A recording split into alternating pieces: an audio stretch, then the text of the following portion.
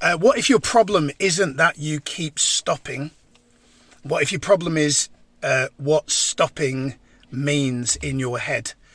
I've just been back to do a Hyrox class, which is glorified circuit training. Sorry, Hyrox people, but it is. And I haven't done it for 10 weeks. Really enjoyed it. Great to be back. Really, really fun. And interestingly, I didn't really think about it in terms of not doing it for 10 weeks. Yet, in other areas of my life right now, I've had a really unhealthy obsession with overthinking what stopping means. For example, content creation. So this video, you could call it content creation, right? And I have had a unhealthy mental loop in my mind running for several weeks about me stopping content creation. Many years ago, I was in an environment, a working environment, and I had started something, don't remember what it was, and somebody said something to me that has stayed with me, which was very quite painful at the time. It said, the words were, for somebody who's so good at starting things and coming up with ideas, I've never known so little follow through. And that thing was a pattern that has almost been with me for a very long time. But what I've decided to do at an unconscious level is make it mean something. And this is where the starting, stopping thing, it's really important that you are aware of yourself.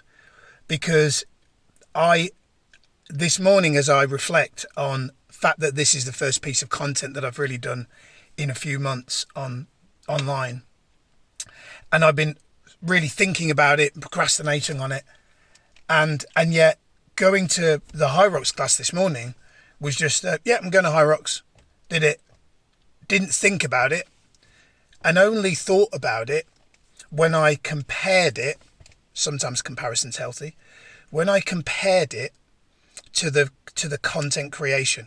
Because I went, that's interesting. I didn't have any meaning or story or judgment about the fact that I've not done Hyrox, partly because I have maintained health and fitness for a while. So you could argue that health and fitness has been a habit. But it's interesting because I've been speaking on stage around the country for the past 18 months, delivering over 150 plus events for an organisation that I've been doing events for. And when I'm on stage, I'm serving. And interestingly, when I'm off stage, I have this thing where, I need to be creating content. When a lot of the time, my best content is me on stage. So let me get to the point of what I'm trying to say.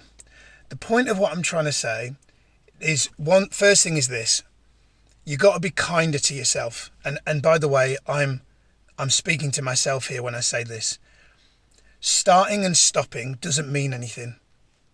So, for example, you might be watching this video and you might be in my coaching community. You might have, several years ago, done our life coach training. You might have got certified through our accredited program. You might have started to invite people to have a coaching experience with you. And then somewhere down the line, that might have stopped. And I'm specifically speaking to those of you watching this who might be criticising yourself about that. By the way, we are reinventing the support around that and the community around that.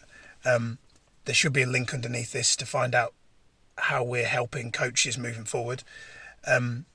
We've set up a school group where you can have a 7-day trial, and it's basically me giving you accountability and support every single week. But interestingly, even that stopped.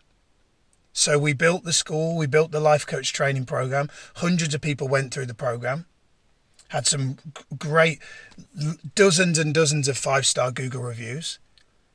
And then the business program that came after that, that stopped. And interestingly enough, there's actually been feedback from people that have said, hey, Miles, like, love what you're doing with the new community.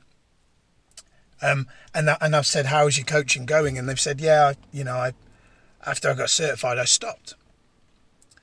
And they're kind of being hard on themselves about that. And I think, so the moral message of this video is you got to be kind to yourself. And the moral message is that the only person that cares that you've stopped, the only person that cares that you've stopped, or that you start again, the only person that cares is you. Like, if somebody sees you, if you did a piece of content today, no one, well, first and foremost, like Daniel Priestley talks about this all the time, says like, you are irrelevant in a really healthy way. What that means is sometimes we make ourselves the center of the story of life, when in actual fact, if we make ourselves more irrelevant, so we make ourselves less significant, less irrelevant, and we just put something useful out in the world, we invite someone to a coaching call, we do something just because it feels good, and we don't overthink about, what will people think because I'm not consistent with my content. These are all things that have been running in my head, and I just decided today I'm going to start again. Will I stop? I don't know.